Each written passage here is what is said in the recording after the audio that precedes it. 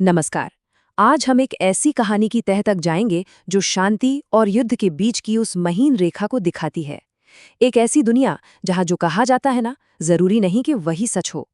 तो सवाल ये उठता है कि क्या ये सच में शांति की तरफ कोई कदम है या फिर किसी बड़े तूफान से पहले की खामोशी।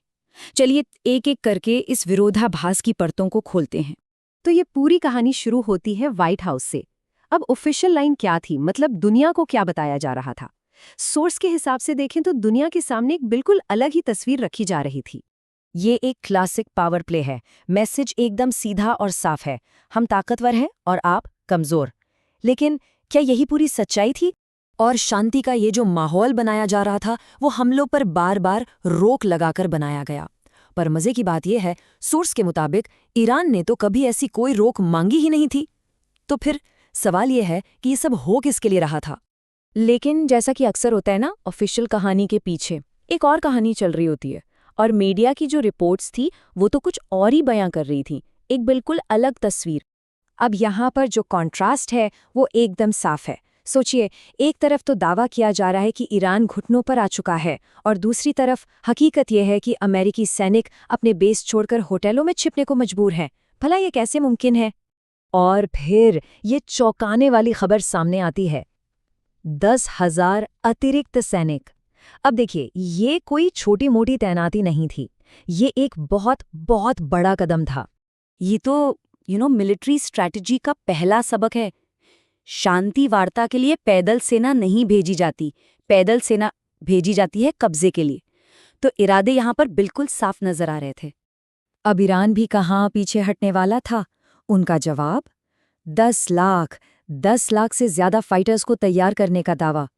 ये एक बहुत ही बड़ा दाव था। लेकिन सवाल ये है कि क्या 10 लाख लड़ाके सच में उतने असरदार थे?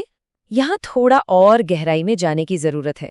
सोर्स ये बताता है कि देखो, अपने ही देश के निहत्थे प्रदर्शनकारियों पर गोली चलाना एक बात है, और प्रोफेशनल अमेरिकन मरीन से लड़ना वो बिल्कुल दूसरी बात है।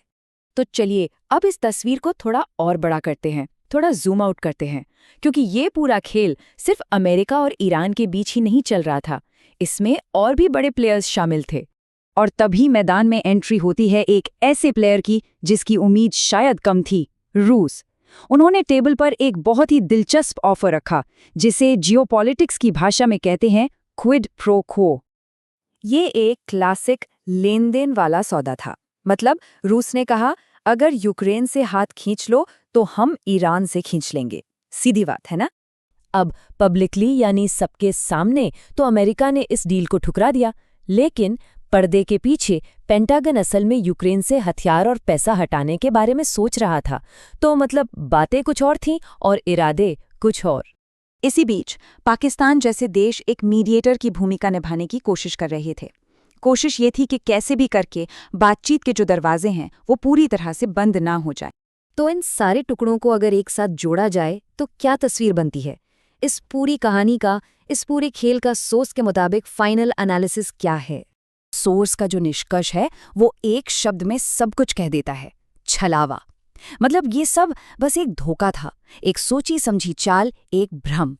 और देखिए, ये सिर्फ कोई थियरी नहीं है।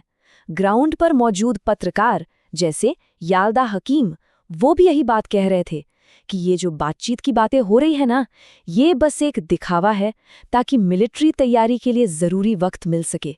तो सबसे जरूरी बात यही निकल कर आती है, ये जो शांति की कहानी सुनाई जा रही थी वो बस एक कहानी थी, एक स्ट्रेटेजिक मूव, ताकि एक बड़े हमले की तैयारी की जा सके और दुनिया की नजरें कहीं और ही उलझी रहें। तो आखिर में ये पूरी कहानी हमें एक बहुत ही अहम सवाल के साथ छोड़ जाती है कि जब भी कोई लीडर शांति की बात करे तो क्या उसके शब्दों पर यकीन करना चाहिए या फिर उसके एक्शन पर।